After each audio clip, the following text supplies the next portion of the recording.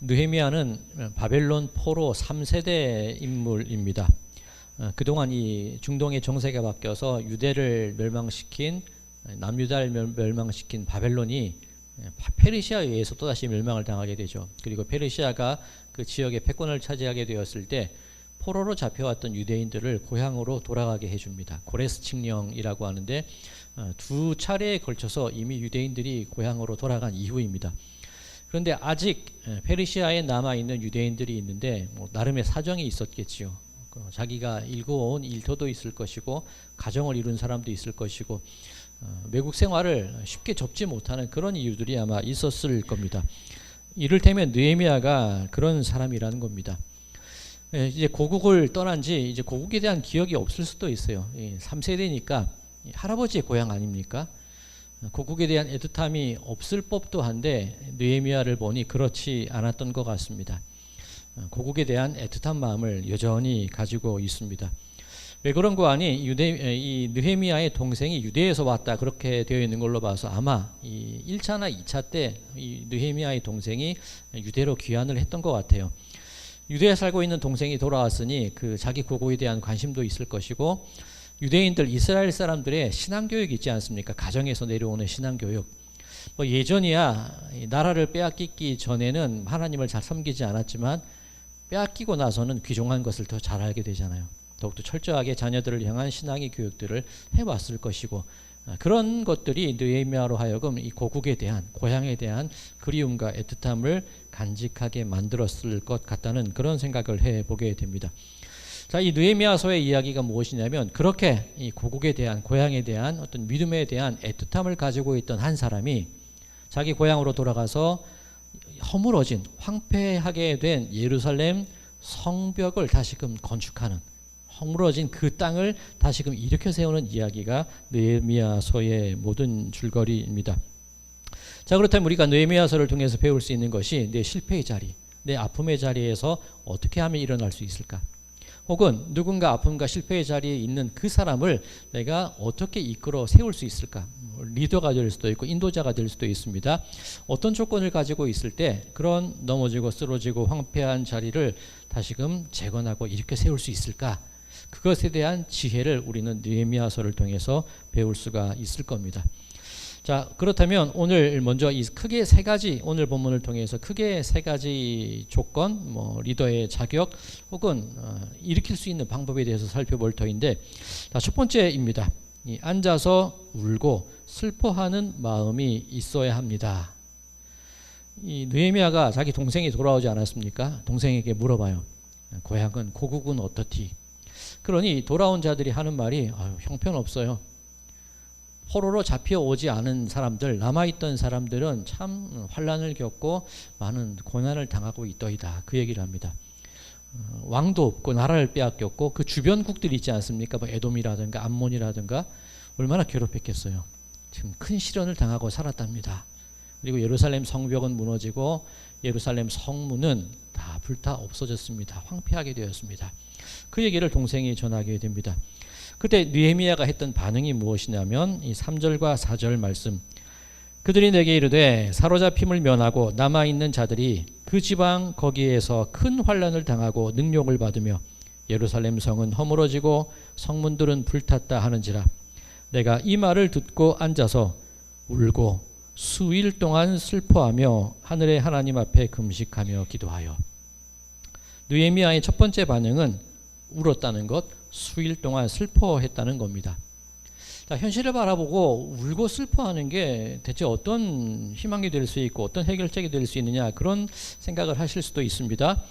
자, 지금 느헤미야가 아쉬울 게 없잖아요. 지금 페르시아에서 술 맡은 관원입니다. 고위공직자예요. 왕에게 술을 가져다 주는 직책인데 독이 들어있을 수도 있고 또 왕을 해할 수 있는 어떤 시도가 있을 수 있잖아요. 왕의 최측근입니다. 왕에게 신뢰를 받는 사람이고 왕과 말이 통해야 되는 사람이에요. 전혀 고향에 대한 아쉬움이 없어야 되는 사람이 슬퍼하고 우는 그런 모습을 보이고 있는 것을 볼 수가 있습니다. 자, 이 슬픈 마음이 재건과 회복과 허물어진 터를 일으켜 세우는 출발이 될 수 있다는 겁니다. 자, 이게 어떤 의미가 있느냐면 우리가 이 매 주일마다 예배 후에 함께 식사를 합니다. 그 우리 주일 공동 식사를 위해서 정말 많은 분들이 있어 주시고 계시고 너무나 감사드립니다. 뭐 댁에서 반찬을 가져오신 분, 뭐 재료를 가져오신 분도 계시고 여러 주일 아침마다 이렇게 수고해 주시는 그 모습들이 정말 감사하고 아름다운데, 그래도 그 중에서 이렇게 주도해서 일하시는 분이 계시잖아요. 매주일 가장 일찍 나오셔서 그 모든 밑 준비를 해 주시는 분이 계십니다. 그 권사님, 제가 그런 말씀을 들었습니다. 누군가에게 음식을 만들어서 접대하고 함께 먹고 나누고 그 모습을 너무나 기뻐하신다는 그런 얘기를 들었습니다. 맞으신가요? 네. 그게 어떤 의미가 있냐면, 그렇지 않습니까? 아니신가요? 네. 내 자식 입에 먹을 거 들어가는 거 보면 기쁘죠. 내 자식이 아니라 함께 있는 사람들, 그 사람들이 먹는 걸 보면 그렇게 흐뭇하다는 거죠. 바꾸어 생각하면 누군가 밥때가 되어 있는데 밥도 못 먹고 가야 된다. 그게 너무나 아픈 거예요. 그렇게 해서 우리 안미영 성도님을 만나신 거 아닌가요? 그죠? 그냥 보내기가 마음 아파서 어떻게 그냥 빈속으로 보내? 그래서 밥을 차려주는 마음, 그게 성경적으로 표현하면 긍휼이라는 겁니다. 자, 제 말씀을 드려서 죄송한데, 우리가 예배 드릴 때 우리 권사님 한 분이 함께 마이크를 붙잡고 찬송을 부르십니다. 제가 예배를 인도할 때 움직이는 동선에 따라서 마이크가 비는 시간이 있는데 그 시간을 채워주시기도 하고, 솔직히 말씀드리면 제가 음악적인 달란트가 없어요. 아시잖아요. 제가 혼자 찬송하는 것보다 함께 찬송해 주시면 그게 그렇게 힘이 되고 정말 마음이 든든해집니다. 자, 이거는 그 권사님 말씀을 들어봐야 되는 부분이긴 한데, 제가 참 찬송을 못한다고 할 때 여러 반응이 있을 수 있습니다. 아니, 우리 목사님 찬송을 참 못하셔, 그런 마음이 있으신 분이 있고, 제가 찬송을 그렇게 어렵게 하는 걸 보고 마음이 아픈 분이 계실 수 있어요. 그죠? 예배가 이 찬양과 이 풍성한 그런 예배의 모습이 되어야 되는데 그렇지 못한 것 때문에 마음이 아픈 사람이 있을 수 있다는 겁니다. 자, 그러면 여러 반응, 왜 저래? 그 반응 하나, 그런가 보다, 그 마음 하나, 너무나 마음이 아파서 어쩔 줄 모르는 슬퍼하는 마음이 있을 때 누가 움직일까요? 마음에 슬픔이 있고 마음에 긍휼이 있는 사람이 움직이기 시작한다는 겁니다. 이 배고픈 사람을 보고 참지 못하는 사람이 밥을 해주게 되어 있고, 내 마음이 아파서 도저히 참을 수 없는 사람이 움직이고 일어서고 재건하고 회복시키는 주인공, 리더가 될 수 있다는 그런 이야기가 되는 겁니다. 나를 움직이는 힘이 그거라는 거예요. 긍휼의 마음. 오늘 본문에서는 울고 슬퍼했다라고 되어 있지만 바꿔 말하면 긍휼의 마음이 움직이게 하는 힘이라는 겁니다. 예수님께서 우리를 구원하신 이유가 어디 있습니까? 저들이 목자 없는 양 같음을 보시고 마음이 아프셨대요. 그러니 우리를 위로하시고 치유하시고 일으키시고 살리시는 것 아니겠습니까? 자, 우리 자녀들 삶의 방향과 인생의 길을 찾을 때 우리의 자녀들이 무엇에 목말라하고 무엇에 눈물 흘리고 무엇에 그 마음이 가는지를 우리가 올바로 알아야 되지 않겠습니까? 그리고 그 마음이 올바른 긍휼을 가질 수 있도록 기도하고 인도하고 뒷받침해 주는 것이 우리들의 모습이 되어야 하지 않겠습니까? 남들에게 보이기 그럴듯하기 위해서 무언가를 한다? 좋은 것 같지는 않아요. 누군가 뭐 결혼이 되었건 연애가 되었건 상대자를 만날 때 예쁘니까. 그것보다는 내 마음이 움직이고 내 마음이 긍휼이 있어서 그 부족한 것을 채우고 싶은 마음에 내가 움직이게 된다면 그것이 우리로 하여금, 우리 자녀로 하여금 올바른 일어섬과 올바른 회복을 향한 인도자, 그 장본인이 되게 하는 힘이 되지 않을까, 무언가를 새롭게 출발할 수 있는 힘이 될 수 있지 않을까, 그런 생각을 해보게 됩니다. 자, 바라기는 우리 성도님들의 삶 속에 혹은 우리 자녀들의 삶 속에 그냥 지나치지 말고 함께 아파하고 함께 울 수 있고 함께 아쉬워할 수 있는 그 마음으로부터 일어서고 움직이고 나아가는 그런 모습들이 다 드러나게 되시기를 간절히 소망합니다. 자, 그렇게 마음의 방향이 정해졌습니다. 그 다음 순서가 무엇이냐면 은혜를 바라고 기도해야겠지요. 우리 지금 전에 읽어드린 말씀에도 하나님께 기도하였다 그렇게 되어 있습니다. 기도라는 것이 내 주장을 관철시키는 것이 아니라 하나님의 뜻을 내가 배워가는 과정이라고 수차례 말씀을 드렸습니다. 무턱대고 내 소원을 간구하고 아뢰는 것이 아니라 그 기도를 통해서 방향을 잡는 거지요. 자, 그렇다면 느헤미야의 기도는 어땠을까요? 오늘 본문 5절입니다. 이르되 하늘의 하나님 여호와 크고 두려우신 하나님이여 주를 사랑하고 주의 계명을 지키는 자에게 언약을 지키시며 긍휼을 베푸시는 주여 간구하나이다. 자, 우리가 기도를 시작할 때 하나님을 먼저 부르고 기도를 시작을 합니다. 보통은 은혜와 사랑과 은혜가 충만하신 하나님 아버지, 그런 기도의 시작을 보통은 많이 하시거든요. 그렇다면 그 기도는 무엇에 의지하느냐 하면 하나님의 사랑에 의지합니다. 하나님의 은혜에 의지합니다. 은혜와 사랑의 하나님을 기대하고 기도하는 그런 모습일 겁니다. 그럼 느헤미야의 기도는 여호와 크고 두려우신 하나님이여, 그렇게 시작이 됩니다. 이 하나님이 무섭다는 이야기일까요? 조금 더 살펴보겠습니다. 주를 사랑하고 주의 계명을 지키는 자에게 언약을 지키시고 긍휼을 베푸시는 주여. 이 이야기의 배경을 가만히 생각해 보면 나라를 빼앗겼잖아요. 포로로 잡혀왔잖아요. 그것이 하나님의 징계와 징벌임을 알잖아요.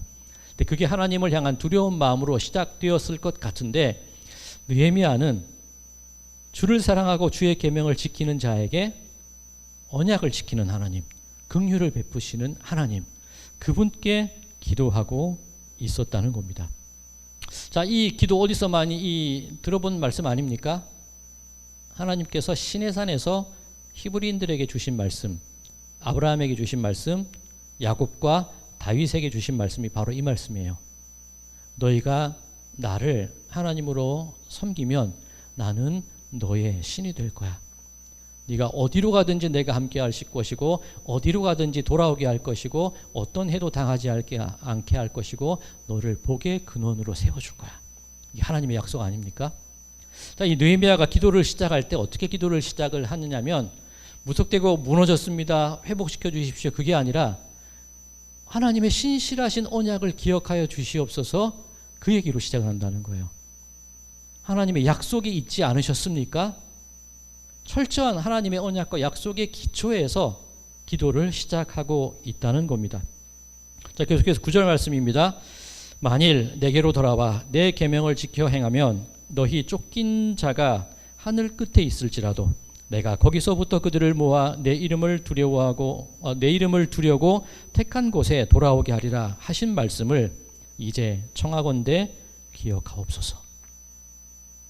우리 바벨론이 잡혀온 것, 우리 성읍이 황폐하게 된 것, 우리 죄 때문인 거 맞습니다.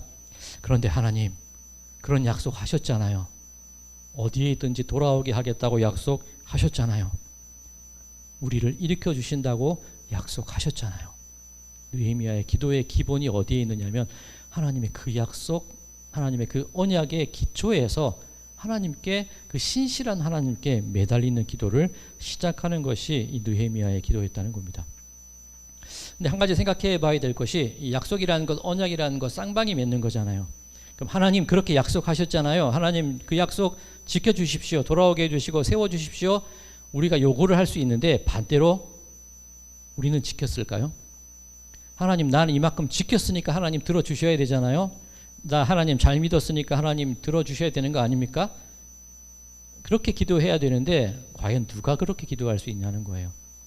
자, 그렇다면 이 느헤미야의 기도가 하나님의 언약의 기초에 있기는 한데, 또 한편으로는 철저하게 하나님의 긍휼에 기대어서 드리는 기도가 느헤미야의 기도였다는 겁니다.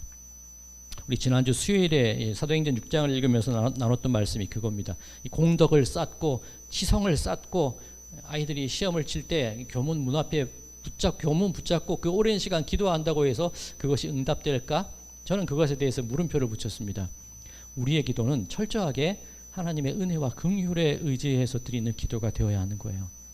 무언가를 쌓아서 얻어낸다는 것, 바리새인의 기도잖아요. 나는 일주일에 2번 금식하고 11조도 드리고 저 악한 사람들과 같지 않고 거룩을 지켜왔습니다. 이 바리새인의 기도예요. 세리의 기도는 저는 죄인입니다. 그저 불쌍히 여겨 주시옵소서. 하나님 언약, 저는 하나님께 요구할 수 있는 처지는 아닙니다만 그래도 신실하신 하나님께서 우리를 일으켜 세워주신다고 하셨으니 저는 그것에 의지할 수밖에 없습니다. 하나님, 들어응답하여 주시옵소서. 이것이 느헤미야의 기도였다는 겁니다. 자, 첫 번째, 불쌍한 마음, 긍휼을 여기는 마음. 두 번째, 하나님의 철저한 은혜와 긍휼에 기대어서 간구하는 그 모습, 그것이 허물어진 우리들의 삶을 일으켜 세울 수 있다는 겁니다. 자, 세 번째, 이 행동으로 옮기는 결단 그리고 실천이 있어야 합니다. 오늘 본문이 시작되는 느헤미야 1장 1절을 보면 이 모든 것이 이루어지는 배경에 대해서 이렇게 설명을 하고 있는데, 아닥사스다 왕 20년 기슬르월에 그렇게 되어 있습니다. 이 아닥사스다 왕 20년 기슬르월에 느헤미야가 고국의 상황을 알고 슬퍼하고 기도하기 시작했다는 거죠. 느헤미야 2장 1절에 가면 아닥사스다 왕 20년 니산월, 그렇게 배경이 바꿔 있는 것을 보게 됩니다. 4개월이 지난 거예요. 4개월 동안 느헤미야가 무엇을 했을까? 4개월이 지난 후에 왕이 이렇게 느헤미야를 만나지 않겠습니까? 그런데 느헤미야의 얼굴에 수심이 가득한 것을 왕이 바라보게 됩니다. 느헤미야야, 무슨 일 있니? 자, 그 말은 왕에게 보이기까지 얼굴에 수심이 가득했다는 것은 그때까지 느헤미야의 마음이 아팠다는 거죠. 슬펐다는 거죠. 그러면 그때까지 하나님의 긍휼에 의지해서 기도했다는 겁니다. 4개월을 기도하고 있는 겁니다. 자, 왕이 묻습니다. 왜 이렇게 안색이 어두워? 느헤미야가 이러이러해서 그렇습니다. 이 부분은 우리 다음 시간에 살펴볼 것이고요. 자, 어쨌든 왕이 그 얘기를 듣고, 그래? 그러면 네가 원하는 게 뭐냐? 라고 물을 때 느헤미야가 이렇게 대답을 합니다. 느헤미야 2장 5절. 왕에게 아뢰되 왕이 만일 좋게 여기시고 종이 왕의 목전에서 은혜를 얻어 싸우면 나를 유다 땅 나의 조상들의 묘실이 있는 성읍에 보내어 그 성을 건축하게 하옵소서 하였는데, 나를 보내십시오. 그 대답을 하고 있습니다. 자, 지금 페르시아에 의해서 바벨론이 망하고 유대인들이 2번에 걸쳐서 이미 고향으로 돌아갔다고 말씀을 드렸습니다. 근데 느헤미야는 남아 있어요. 왜 남아 있었을까? 뭐 자세한 이야기는 나와 있지 않지만 고위공직자입니다. 거기서 자기의 삶의 터전이 있을 수도 있고, 가족에 대한 이야기는 나와 있지 않지만 뭐 가족이 있을 수도 있습니다. 그리고 고국으로 가지 못할 어떤 마땅한 이유가 있었기 때문에 아직 남아 있는 거 아닙니까? 그런데 지금 이 4개월 동안의 슬픔과 4개월 동안의 기도의 시간을 거치면서 느헤미야의 마음 가운데 변화가 일어나기 시작을 하는 겁니다. 왕이 질문하죠. 뭐 해줄까? 느헤미야가 대답하기를, 하나님께 묵상하고 대답하기를, 나를 보내어 주시옵소서. 이게 즉흥적인 대답이 아니겠죠. 그렇다면 이 4개월 동안 기도하는 동안에 느헤미야가 그 마음 가운데 그저 기도만 주십시오 달라고만 기도한 것이 아니라 그 마음 가운데 구체적인 실천의 계획과 방법들이 하나씩 준비되어 있었던 것을 볼 수가 있습니다. 그렇다고 해서 내 마음대로 계획하는 것이 아니라 철저하게 하나님의 뜻에 따라서 하나님의 뜻에 묻고 아뢰는 그 기도의 시간이 있었다는 거죠. 자, 이 느헤미야의 모습, 이런 모습을 어떻게 우리가 이해를 할 수가 있냐면, 꿈꾸는 자 요셉, 그 형들이 요셉을 팔아버리잖아요. 그리고 요셉이 어디에 갔는지 알지 못하고 살아왔는데 애굽의 총리가 된 요셉 앞에 형들이 엎드려 있습니다. 그리고 요셉이 그 사실을 이야기합니다. 형들이 두려웠겠지요. 그때 요셉이 한 이야기, 창세기 45장 5절. 당신들이 나를 이곳에 팔았다고 해서 근심하지 마소서, 한탄하지 마소서. 하나님이 생명을 구원하시려고 나를 당신들보다 먼저 보내셨나이다. 내가 지금 여기 있는 이유에 대한 확실한 근거를 요셉이 깨달은 거죠. 자, 이 이야기가 또 나옵니다. 이 페르시아 아수에로 왕 때의 일인데, 지금 오늘 본문이 이 아닥사스다 왕인데, 이 아닥사스다 왕의 아버지가 아수에로 왕입니다. 아수에로 왕 때 그 왕비가 에스더예요. 이 느헤미야 시대와 이 부모 세대 한 세대가 차이가 나는 겁니다. 그 에스더 때 모든 유대인들이, 페르시아에 있는 유대인들이 몰살을 당한 위기에 처하게 되지 않았습니까? 그때 이 에스더의 사촌 오빠 모르드게가 에스더에게 이렇게 얘기합니다. 에스더 4장 14절. 네가 왕후의 자리를 얻은 것이 이 때를 위함이 아닌지 누가 알겠느냐 하니. 자, 무너진 터를 일으켜 세울 수 있는 사람, 리더로서 세워지는 사람이 어떤 마음을 품느냐면, 내가 고난의 자리, 팔려온 자리, 노예의 자리에 놓여 있다 할지라도 그 길이 하나님께서 나를 준비하신 길이구나라는 분명한 자기 인식을 가지고 있다는 겁니다. 내가 왕후의 자리, 넉넉한 자리, 혹시 내 동족이 죽더라도 살아남을 수 있는 자리, 안전한 자리에 머물러 있다 할지라도 이때가 내가 이 자리에 세워진 까닭이 나를 준비시키기 위한 하나님의 계획이셨구나. 그 고백을 하게 되는 겁니다. 지금 느헤미야가 왕의 술 맡은 관원으로 있습니다. 4개월 동안 기도를 하면서 자기 인식이 생기지 않았겠습니까? 내가 1차, 2차 포로 때 돌아가지 않고 여기까지 남아 있었는데, 지금까지 버텼는데, 내가 이 자리에 이렇게 머물러 있었던 것, 하나님이 나로 하여금 내 고국을 위한 일을 맡기시기 위하여 나를 이곳에 세우셨구나 라는 그 분명한 자기 신앙의, 자기 자신의, 자기 삶의 이유와 목적을 분명히 아는 것이 느헤미야의 모습이었다는 겁니다. 그 기도의 시간 동안 그것을 깨닫는 기간이었다는 겁니다. 그 기도의 시간 동안, 그 4달의 시간 동안 준비하는 기간이었다는 겁니다. 자, 그렇다면 우리들의 삶 속에서, 우리 자녀들의 삶 속에서 때로는 늦추어질 때도 있고, 때로는 되지 않을 때도 있고, 때로는 너무나 잘 풀릴 때도 있습니다. 그때마다 우리가 가져야 될 마음이 무엇이냐면, 이 때를 위하여 하나님께서 나를 준비하고 계시구나. 그렇다면 그때가 언제일까? 나를 부르시는 때가 언제일까? 그때가 되었을 때 이를 위하여 내가 여기에 있습니다 라고 대답할 수 있는 그 신앙의 결단과 행동할 수 있는 그 행동이 그 마음 가운데, 그 믿음 가운데 준비되는 그 시간들을 만들어 나가야 한다는 겁니다. 그때 하는 얘기, 나를 보내소서. 이사야가 한 얘기도 그거 아닙니까? 누구를 보낼꼬? 내가 여기 있사오니 나를 보내소서. 허물어진 터전이 일으켜 세워질 수 있는 까닭, 혹은 그 허물어진 삶을 일으켜 세울 수 있는 리더의 조건들, 긍휼의 마음, 아파하는 마음을 가지고 분명한 인생의 방향을 정할 것, 그리고 철저하게 하나님의 언약에 의지하여서, 하나님의 언약에 기대어서, 하나님의 신실하심에 기대어서 기도하고 간구할 것, 덮어놓고 기도하는 것이 아니라 하나님의 말씀과 그 하나님의 언약에 기도하되 철저한 은혜에 의지할 것, 그리고 내가 지금 이 자리에, 때로는 실패의 자리에, 때로는 성공의 자리에 있다 할지라도 그 자리가 하나님께서 나를 세워주신 자리임을 믿고 보내소서 결단하고 실천하고 실행할 수 있는 그 마음이 있는 사람, 그 사람을 하나님께서 들어 사용하시고 그 사람을 통하여 무너진 모든 삶의 자리들을 일으켜 세워 주실 줄로 믿습니다. 바라기 우리 성도님들의 삶 속에 그러한 회복이 있으시기 원합니다. 허물어진 터가 있거든, 황폐해진 삶이 있거든 다시금 일으켜 세워지기를 소망하는데, 그 중요한 일꾼들이 되시기 바랍니다.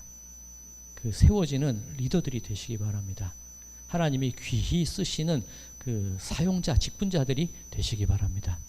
그러기 위하여서 긍휼, 은혜, 결단, 헌신, 그리고 행동하는 실천들이 모든 분들의 삶 가운데 있으시기를, 그렇게 담대히 살아나가시기를 주님의 이름으로 간절히 축원드립니다.